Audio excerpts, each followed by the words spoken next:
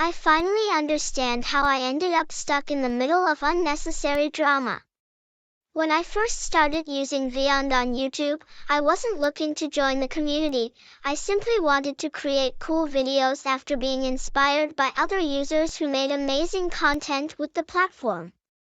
However, I struggled with trying to engage in issues I wasn't truly a part of from the beginning. I wanted to promote peace because I dislike conflict.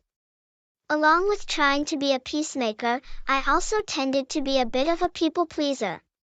One day, Arcane and I were discussing how unkind Ramuel had been. Do you guys remember Ramuel? Has anyone heard from him lately? Did his backup channel get terminated recently? Anyway, we were having a conversation when, out of nowhere, he suggested that I should rant about him. First of all, I genuinely didn't want to rant at him. Secondly, I had never ranted at users before, so I was a bit afraid. However, instead of saying no, which I should have done, I agreed because I didn't want to be seen as one of them. Since then, I've received a few requests to rant about bad users, and I reluctantly made those videos.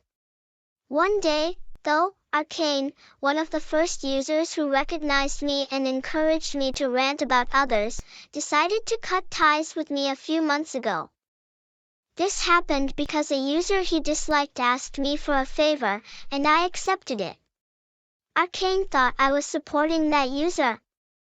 After that, a few other users began to cut ties with me for similar reasons, or sometimes, without any reason at all. I noticed a pattern. It seems that if a trusted user acknowledged someone who wasn't well liked, or even befriended them, the other users would see it as an act of betrayal and stop being friends with the traitor. Recognizing this pattern, I started planning my escape from the toxic community, but I needed to figure out the right time to do so.